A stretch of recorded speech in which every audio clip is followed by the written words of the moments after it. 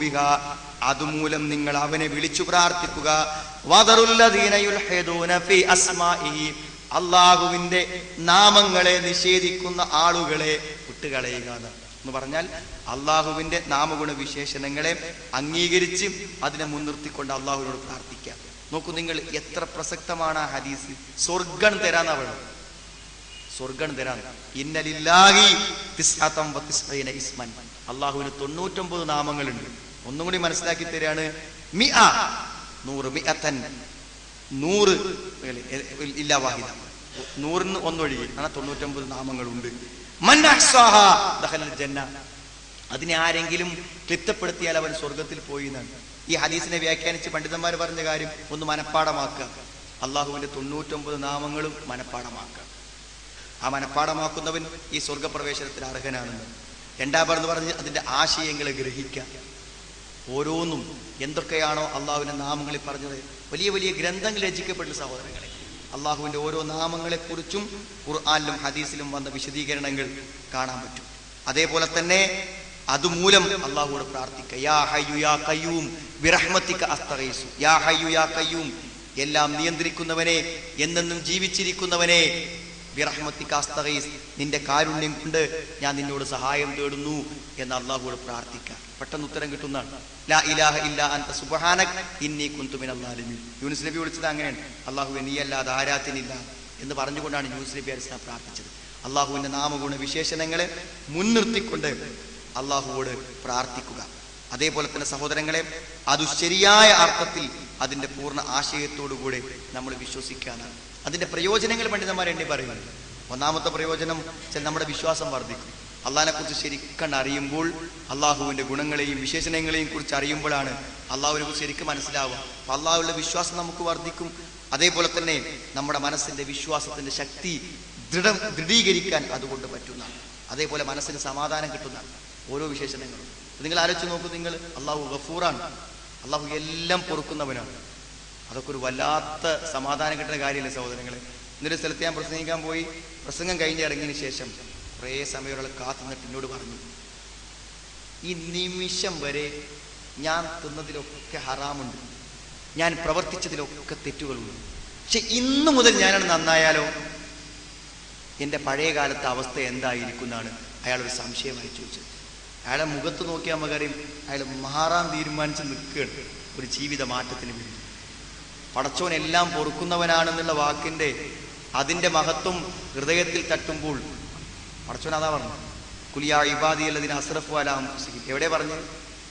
ഏറ്റവും അധികം തെറ്റുകൾ സ്വന്തങ്ങളോട് ചെയ്ത എന്റെ അടിമകളോട് പറയണം, ലാ തഖ്നതു മിൻ റഹ്മത്തില്ലാഹ്, അല്ലാഹുവിന്റെ കാരുണ്യത്തിൽ നിന്ന് നിങ്ങൾ നിരാശരാകരുത്. ഇന്നല്ലാഹ യഗ്ഫിറുദ് ദുനൂബ ജമീഅ, അല്ലാഹു എല്ലാ തെറ്റുകളെയും പുറത്തു തരും. എല്ലാ തെറ്റും പടച്ചോൻ പുറത്തിരുന്നു. സഹോദരങ്ങൾ, ഓരോന്ന് മനസ്സിലാക്കുമ്പോഴും അത് ജീവിതത്തിൽ വലിയ മാറ്റങ്ങൾ ഉണ്ടാക്കുന്നതാണ്. പിന്നെ സൗകര്യത്തിന് മനസ്സിലാക്കാനും ആശയങ്ങൾ പറയാനും 99 അവിടെ വിശദീകരിക്കാൻ പറ്റില്ലല്ലോ സഹോദരങ്ങളെ. എന്നാൽ ഫാത്തിഹ സൂറത്തിൽ പറയപ്പെട്ട ഏറ്റവും പ്രധാനപ്പെട്ട 3 നാമങ്ങൾ അള്ളാഹുവിന്റെ സമ്പൂർണമായ നാമങ്ങളെ ഉൾക്കൊള്ളുന്നു എന്ന് പണ്ഡിതന്മാർ വിശദീകരിച്ചിട്ടുണ്ട്. ആ വിശദീകരണത്തിന്റെ അടിസ്ഥാനത്തിൽ വന്ന 3 വാക്കുകൾ, ഒന്ന് റബ്ബ് എന്നുള്ള വാക്ക്. അള്ളാഹു നമ്മുടെ രക്ഷിതാവാണ്. സഹോദരങ്ങളെ, അതൊരു വലിയ അറിവാണ്. റബ്ബ് എന്ന് പറഞ്ഞാൽ എല്ലാ അർത്ഥത്തിലും ഇഹലോകത്തും പരലോകത്തും നമ്മുടെ സമ്പൂർണമായ സംരക്ഷണം അവനാണ് ഏറ്റെടുത്തിരിക്കുന്നതെന്നാണ് എല്ലാ കാര്യത്തിലും. ആ റബ്ബിനെ കുറിച്ചുള്ള അറിവ്, നാം ജനിക്കുന്ന ഓരോ ഘട്ടങ്ങൾ ഇങ്ങനെ ചിന്തിച്ചാൽ മതി. മാതാവിന്റെ ഗർഭപാത്രത്തിൽ പിന്നിട്ട ഘട്ടങ്ങൾ, ഈ ഭൂമിയിൽ നമ്മൾ ജീവിച്ചുകൊണ്ടിരിക്കുന്ന ഘട്ടങ്ങൾ, ഇവിടെ നാം കാണുന്ന എല്ലാറ്റിന് പിന്നിലും അവന്റെ തർബീയത്തുണ്ട്, അവന്റെ സംരക്ഷണം. അവൻ ഇടപെടുന്നു ഓരോന്നിന്റെയും സമയാസമയങ്ങളിൽ അവൻ ഇടപെടുന്നുണ്ട്. അവൻ റബ്ബായത് കൊണ്ടാണ് ഇവിടെ സൂര്യാസ്തമനങ്ങൾ നടക്കുന്നത്. കൃത്യമായ നിയന്ത്രണം എല്ലാ കാര്യത്തിലും അവൻ ഏർപ്പെടുത്തിക്കൊണ്ടിരിക്കുന്നു. ഒരു കുഞ്ഞ് മുല കുടിക്കുമ്പോൾ ആ കിട്ടുന്ന മുലപ്പാലിന്റെ ഗാഢതയിൽ വരുന്ന വ്യത്യാസങ്ങളിൽ അവൻ കൃത്യമായി ഇടപെട്ടുകൊണ്ടിരിക്കുന്നു. റബ്ബ് എന്ന് പറഞ്ഞാൽ എത്ര വിശാലമാണ് സഹോദരങ്ങളെ അതിന്റെ അർത്ഥം. നമ്മുടെ ശരീരത്തിന്റെ ഓരോ ഘടനയിലും റബ്ബ് എന്ന വാക്കിന്റെ അർത്ഥാശയങ്ങൾ നമുക്ക് കാണാൻ പറ്റും. മറ്റൊന്ന് അതിൽ പറഞ്ഞ അള്ളാഹു ഏറ്റവും പ്രധാനം, യഥാർത്ഥ സാക്ഷാൽ ആരാധ്യൻ. ആരാധിക്കപ്പെടാൻ അർഹതപ്പെട്ട ആളാണ്. അൽ മഅബൂദ്, ആരാധനക്ക് അർഹനായ. ദുൽ ഉലൂഹിയ്യത്തി വൽ ഉബൂദിയ്യത്ത് എന്നാണ്. ആരാധ്യത അതിനേറ്റവും അർഹനായിട്ടുള്ളവനാണ് അല്ലാഹു എന്നുള്ളതാണ്. അതിലുപരി അർ റഹ്മാൻ, പരമകാരുണ്യം, വിശദീകരിച്ചാൽ അറ്റമില്ലാത്തതാണ്. നമ്മൾ കരുണയല്ലെന്ന് വിചാരിക്കുന്നത് പോലും കരുണയായി നമുക്ക് തരുന്നവൻ. ശരീരത്തിന്റെ ഉള്ളിലുള്ള ഒരു വേദന പോലും നമുക്ക് കാരുണ്യമാണെന്ന് തിരിച്ചറിയുമ്പോൾ ആ റഹ്മത്തിന്റെ വിശാലത അനുഭവിക്കാൻ നമുക്ക് പറ്റും. സഹോദരങ്ങളെ, അള്ളാഹുവിന്റെ കാരുണ്യത്തെ, അള്ളാഹു റബ്ബാണെന്നതിനെ, അള്ളാഹുവിന്റെ ആരാധ്യതയെ, ഈ നാമഗുണ വിശേഷണങ്ങളെ ശരിയായ രൂപത്തിൽ മനസ്സിലാക്കുകയും ഉൾക്കൊള്ളുകയും ചെയ്യുമ്പോൾ അള്ളാഹുവിനെ കുറിച്ചുള്ള അറിവുകൾ പൂർണ്ണമാവുള്ളൂ എന്നുള്ളതാണ്. ഈ റുബൂബിയത്തും ഉലൂഹിയത്തും അതേപോലെ തന്നെ അസ്മാഉ സിഫാത്തുകളും. സഹോദരങ്ങളെ, ഈ കാര്യങ്ങളെ അറിയുകയും മനസ്സിലാക്കുകയും ഉൾക്കൊള്ളുകയും ചെയ്യുന്നതോടൊപ്പം അത് നമ്മുടെ ജീവിതത്തിൽ പ്രതിഫലിക്കണം. അതാണ് എനിക്ക് അവസാനം പറയാനുള്ളത്. നമ്മുടെ ജീവിതത്തിൽ അത് പ്രതിഫലിക്കണം. അത് പ്രതിഫലിക്കും. ഒരു രംഗം നിങ്ങൾക്ക് ഓർമ്മയുള്ളൊരു രംഗം നിങ്ങളുടെ മനസ്സിലേക്ക് ഞാൻ കൊണ്ടുവരികയാണ്. എന്ത് പ്രതിസന്ധികളും എന്ത് പ്രയാസങ്ങളും നമുക്കുണ്ടായാലും പടച്ചവന്റെ ഒരു കാര്യം വന്നാൽ ഒരാളെ മുമ്പിൽ നമ്മൾ പതറാൻ പാടില്ല. അത് അപ്പുറത്ത് നിൽക്കുന്ന നമ്മുടെ മാതാപിതാക്കളായാലും ഭാര്യ ആയാലും മൊത്തം നാട്ടുകാരായാലും പടച്ചോനെ മനസ്സിലാക്കിയ ഒരാള് പടച്ചവന്റെ ഒരു കൽപ്പനക്കും തൃപ്തിക്കും വിരുദ്ധമായി നിൽക്കില്ല. അവിടെയാണ് പടച്ചവന്റെ അറിവ് പൂർണ്ണമാവുന്നത്. നമുക്ക് വേണ്ടപ്പെട്ടവരാണ് ഈ ആൾക്കാരൊക്കെ. പക്ഷേ അള്ളാഹുവിനെ കൈവിട്ടുകൊണ്ട് ഒരാളെയും സ്വീകരിക്കുന്ന പ്രശ്നമില്ല നമുക്ക്. അങ്ങനെ ആർക്കാ പറ്റുക? അവനിലാണ് അള്ളാഹുവിന്റെ അറിവ് പൂർണ്ണമായത്. സൂറത്തുൽ കഹ്ഫ് നമ്മൾ വായിക്കുമ്പോൾ കാണാൻ പറ്റും. തൗഹീദ് ഉൾക്കൊണ്ട ഒരാൾക്ക് എപ്പോഴെങ്കിലും സഹോദരങ്ങളെ ശിർക്കിനോട് രാജിയാവാൻ പറ്റും? ഒരിക്കലും പറ്റില്ല. അതുകൊണ്ട് സ്വയം രാജാവാണെന്ന് പ്രഖ്യാപിച്ച അവിടുത്തെ രാജാവ് ഒരു ശിർക്കിന്റെ വലിയൊരു ആഘോഷത്തിന് വേണ്ടി രാജ്യത്തെ മുഴുവൻ ജനങ്ങളെയും ക്ഷണിച്ചിരിക്കുകയാണ് നിർബന്ധപൂർവ്വം. അങ്ങനെ ക്ഷണിച്ചു കൊണ്ടുവന്നവരുടെ കൂട്ടത്തിൽ പെട്ടിരിക്കുകയാണ് മുവഹിദുകളായ കുറച്ചാളുകൾ. ആഘോഷങ്ങൾ ഇങ്ങനെ നടക്കുമ്പോഴേ അതിൽ ലയിക്കാനും അതിനോട് യോജിക്കാനും കഴിയാത്തത് കൊണ്ടാണ് അത്രേ ആ അസ്ഹാബ് കഹ്ഫിലെ ആൾക്കാർ ഓരോരുത്തരായിട്ട് അവിടുന്ന് ഇങ്ങനെ പിരിഞ്ഞു വന്ന ഒരു സ്ഥലത്ത് പോലും ഇങ്ങനെ കൂടി ഒരു മാനസിക ഐക്യം. അങ്ങനെ വേണം, മാനസിക ഐക്യം. ഒരേ മനസ്സുള്ള ആൾക്കാർ ഇങ്ങനെ വന്നു കൂടിയതാണ്. അതാണ് അസ്ഹാബുൽ കഹ്ഫ്. പക്ഷെ എന്താ അറിയോ, രാജാവിനെ ധിക്കരിച്ചാൽ ആ രാജ്യത്ത് നിൽക്കാൻ പറ്റില്ല. അത്രയും വലിയ ഭീകരനാണ്. അതുകൊണ്ടാണ് 300 കൊല്ലം കഴിഞ്ഞ് ഉണർന്നപ്പോഴും പിന്നെ ഭക്ഷണം വാങ്ങാൻ പോകണവനോട് അവർ പറഞ്ഞ എന്താ നിങ്ങൾ നമ്മളെ രാജാവിന്റെ ആൾക്കാരുണ്ടാവും, സൂക്ഷിക്കണേ എന്ന്. 300 കൊല്ലം കഴിഞ്ഞ് ഉണർന്നിട്ടും അന്നത്തെ രാജാവിന്റെ പേടിയിലാണ് അവർ ഉണരുന്നത്. അത്ര ഭീകരമായ അങ്ങനത്തെ ഒരു രാജാവിന്റെ മുന്നിൽ തൗഹീദ് ഉറച്ചിട്ട് അവരെന്ത് ചെയ്തു നിങ്ങൾ പോയി റബ്ബുനാ റബ്ബുസ് സമാവാതി വൽ അർള് ലൻ നദ്ഉവ മിൻ ദൂനി ഇലാഹൻ ലഖദ് ഖുൽനാ ഇദൻ ശതത്താ. റബ്ബുനാ റബ്ബുസ് സമാവാതി വൽ അർള്, അവർക്ക് പടച്ചോനെ മനസ്സിലായി. റബ്ബുനാ റബ്ബുസ് സമാവാതി വൽ അർള്, ഞങ്ങളുടെ രക്ഷിതാവ് ആകാശഭൂമികളുടെ രക്ഷിതാവാണ്. ലൻ നദ്ഉവ മിൻ ദൂനിഹി ഇലാഹ, ഒരു ഇലാഹിനെയും അവന് പുറമെ ഞങ്ങൾ വിളിച്ചു പ്രാർത്ഥിക്കുന്ന അവസ്ഥയുണ്ടാവില്ല. സഹോദരങ്ങളെ, ഒരു വഴിയും അവർ മുന്നിൽ കണ്ടിട്ടില്ല. കാരണം രാജ്യത്തിന്റെ മുഴുവൻ അതിരുകൾക്കും ഉടമസ്ഥനായ രാജാവിനെ മറികടക്കാൻ പറ്റുമെന്ന് അവർക്കൊരു വിശ്വാസമല്ല. പിന്നെന്താണെങ്കിൽ പടച്ചോനിലാണ് അവർക്ക് വിശ്വാസം. അതുകൊണ്ടാണ് നേരം ഇരുട്ടി തുടങ്ങിയപ്പോൾ അവരെത്തിപ്പെട്ട ഘോര വനത്തിന്റെ അടുക്കൽ വെച്ചുകൊണ്ട് അവർ പ്രാർത്ഥിച്ചത് ഹയ്യ ലനാ മിൻ അംരിനാ റശദാ, നാഥ ഈ സൗകര്യപ്പെടുത്തിക്കൊണ്ട്. ഒരു സൗകര്യം മുന്നിൽ കാണില്ല. ഇന്നു രാത്രി എവിടെ ഉറങ്ങണമെന്നറിയില്ല, ഇന്നത്തെ ഭക്ഷണം എവിടെയെന്നറിയില്ല, ആര് ഈ ഘോരവനത്തിൽ സംരക്ഷണം നൽകുമെന്നറിയില്ല. പക്ഷെ നീ ഉണ്ടല്ലോ, നിനക്ക് വേണ്ടി നാട്ടുകാരെയും കുടുംബങ്ങളെയും വീട്ടുകാരെയും ഉപേക്ഷിച്ചിറങ്ങിയവരാ ഞങ്ങൾ. സ്വീകരിച്ചില്ലേ സഹോദരങ്ങളെ? പക്ഷെ പ്രവാചകന്മാരല്ലത് മനസ്സിലാക്കണം. അസ്വാഭാവിക ആൾക്കാർ പ്രവാചകന്മാരല്ല. പിന്നെന്താണ്?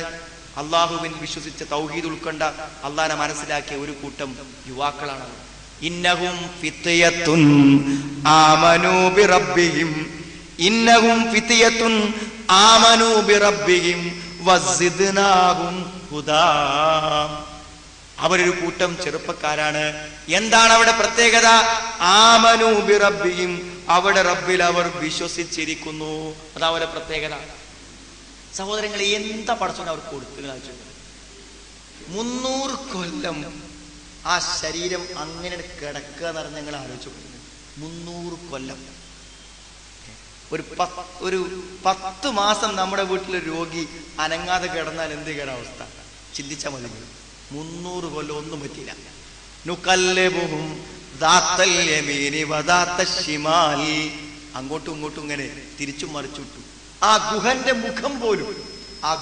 മുഖം പോലും യഥാർത്ഥത്തിൽ അവർക്ക് സംരക്ഷണം നൽകുന്ന രൂപത്തിലാണ് ഗുഹന്റെ മുഖം. പടച്ചോൻ തന്നെ ഇടപെടുന്നത്. ആ ഗുഹാമുഖം ആ സൂറത്ത് ശരിക്കെടുത്ത് വായിച്ചു കൊണ്ടുപോകും. ഇപ്പൊ കൽബുകും ബാസിത്തും നിറായി ഒരു നായ അവിടെ ഉണ്ട് കാവലിന്. ആ കൂടുള്ള നായ ആ കാലം വരുന്നു 300 കൊല്ലം ഉറങ്ങിയിട്ട് അവർ എഴുതിയിരിക്കും. സഹോദരങ്ങളെ, പ്രവാചകന്മാരല്ല, അള്ളാഹുവിൽ വിശ്വസിച്ച യഥാർത്ഥ മുവഹിദുകളായ ആളുകൾ. നമുക്ക് എന്ത് മനസ്സിലായത്? പടച്ചോനെ ബോധ്യപ്പെട്ടവന്റെ മുന്നിൽ ഒന്നും പ്രശ്നമല്ല.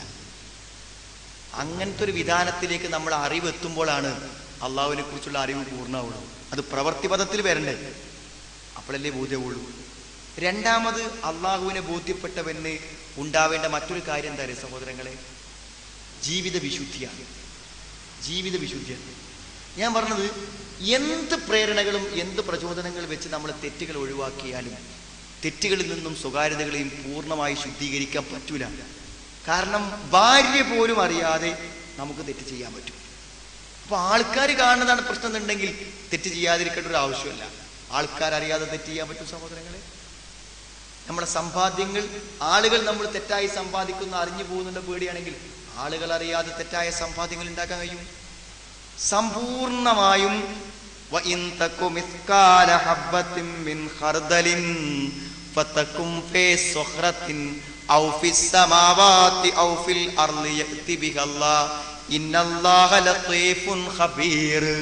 അങ്ങനെ വിശ്വസിക്കുന്നതേ പറ്റുള്ളൂ.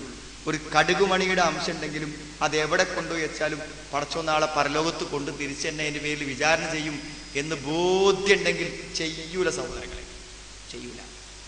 എല്ലാ സാഹചര്യങ്ങളും ഒരുങ്ങിയിട്ട് ഇനി ആ തെറ്റു ചെയ്യാമെന്ന മുന്നിലെത്തുമ്പോൾ ഇത്തക്കില്ല പടച്ചോനെ സൂക്ഷിക്കണം കേട്ടോന്ന് ആ സ്ത്രീ പറഞ്ഞപ്പോൾ ഇനി തെറ്റു വേണ്ടെന്ന് പറഞ്ഞ് ആ മുഴുവൻ തിന്മയുടെ ആഗ്രഹത്തിന്റെ അവസ്ഥയിലും അവസാനിപ്പിച്ച് എഴുന്നേറ്റ് പോകുന്ന ആ മനസ്ഥിതി ഉണ്ടല്ലോ, അതൊക്കെ പടച്ചോനെ ബോധ്യപ്പെട്ടവർക്കും അറിഞ്ഞവർക്കും മാത്രമേ പറ്റൂ.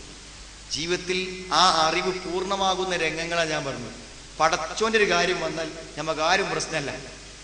പിന്നെ പടച്ച തമ്പുരാനിൽ സഹോദരങ്ങളെ വിശ്വാസം പൂർണ്ണമാകുമ്പോൾ നമ്മുടെ സ്വകാര്യ ജീവിതം നന്നായിരിക്കും. അല്ലെങ്കിൽ സ്വകാര്യ ജീവിതത്തിൽ എല്ലാ തോന്നിയ ദിവസം നടക്കണ്ടോന്ന് ഞാനും കൂടെ ആലോചിച്ചാൽ മതി. നമ്മുടെ സ്വകാര്യതകൾ നമുക്കല്ലേ സഹോദരങ്ങളെ അറിയാം. മറ്റൊന്നൊരു പടച്ചോനെ അറിഞ്ഞവൻ സഹോദരങ്ങളെ സദാസമയവും അവന്റെ കൈ ആകാശത്തേക്ക് ഉയരും. അതാ പ്രാർത്ഥന. പ്രവാചകന്മാരുടെ ജീവിതത്തിൽ നമ്മൾ ഏറ്റവും അധികം കാണുന്ന പ്രാർത്ഥന.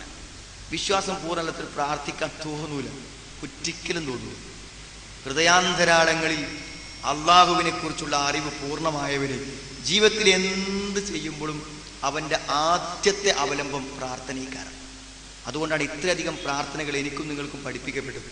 ഖുർആനിലെ പ്രാർത്ഥനകൾ മാത്രം എടുത്തിട്ട് നമ്മൾ മനഃപ്പാഠമാക്കാൻ ശ്രമിച്ചാൽ എത്ര ആയത്തുകൾ നമ്മൾ മനഃപ്പാഠമാക്കേണ്ടി വരും.